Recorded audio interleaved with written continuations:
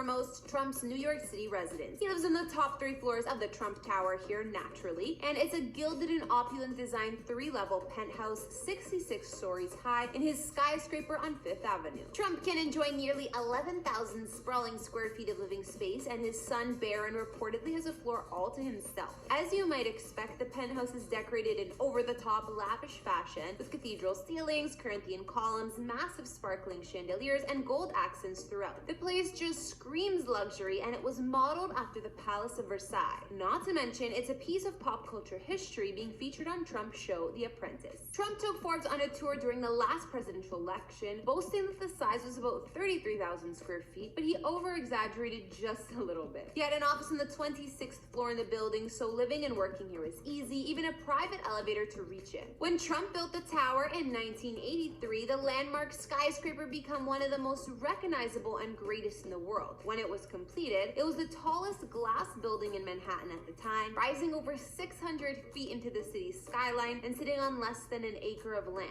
Visually striking with its glass curtain wall and sawtooth faceting, its bold bronze exterior is a dramatic architectural masterpiece that has received rave reviews from the New York Times architecture critics. Its interior with a 100-foot mirrored atrium, 7-foot waterfall, and marbled floors was also equally impressive. These days, it's said that Trump's massive penthouse here would be worth an estimated $54 million. The next property we're gonna look at is his suburban base, also known as Seven Springs, one of Trump's more under-the-radar residences. In 1996, President Donald Trump purchased a 213-acre property in Bedford, New York, which is about 45 miles north of New York City. He reportedly paid $7.5 million for the property and had plans to turn it into a golf course, but it's remained a private house to this day. He ended up putting a lot of the land under conservation easement after he couldn't acquire zoning permits, according to Forbes. And more recently, after a long battle with the residents and the towns, he finally received approval to subdivide the property and build up to 14 homes.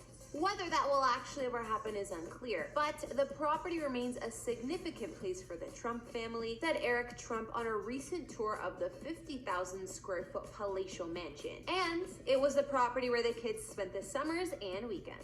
Seven Springs has a massive 60 rooms inside, 15 of which are bedrooms, in addition to amenities like not 1 but 3 pools, even 1 indoor pool that's encased in marble. There are also 12 baths, 2 servant or staff wings, and a bowling alley. The main house was built in 1919 by former Federal Reserve Chairman and Washington Post publisher Eugene Meyer. He commissioned artisans from Italy to work on the mansion, and we can see an intricately outlined EM for his initials in the ironwork. Outside on the property, there are also features like a barn with stables, hiking trails, and another structure. There's a more modest Tudor-style home, which was built in 1919 by H.J. Hines of Heinz Ketchup, a friend of Myers. Today, both homes are surrounded primarily by nature preserves, making them almost fully isolated aside from a handful of neighbors who can't be viewed from the houses. Seven Springs is built in a European-influenced design which carries on to the interior. The house is reached through a sweeping driveway beyond maintained lawns to the circle drive in front of the 3-level limestone property. An elaborate stone fountain centers the turning circle, and a stone portico encloses the main door. Inside, the style retains the grandeur of the outside with marble floors, gilded furnishings, stone staircases, and high molded ceilings.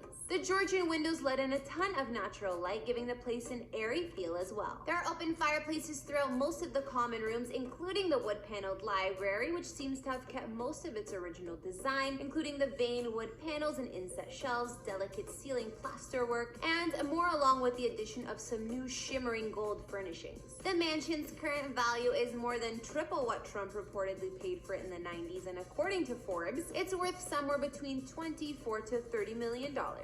While it's reported that Trump owns homes in Palm Beach, Florida, worth a collective $25 million, he loves to stay at Mar-a-Lago, which is also dubbed the Winter White House. All those homes he owns are actually near or surrounding this Trump organization-owned and exclusive Palm Beach resort. The 20-acre estate of Mar-a-Lago has 128 rooms and spans the entire width of the island Palm Beach and is located on, stretching from the Atlantic Ocean to the Intercoastal Waterway. The mansion was built by post-serial heiress Marjorie Merriweather post in 1927. It spans 62,500 square feet inside and also contains the Mar-a-Lago Club, a members-only club with guest rooms, a spa, and other hotel-style amenities. Mar-a-Lago is the second largest mansion in the state of Florida and the 22nd largest mansion in the United States. In 1985, Trump bought the estate and all of its antique furnishings at a price of around $10 million.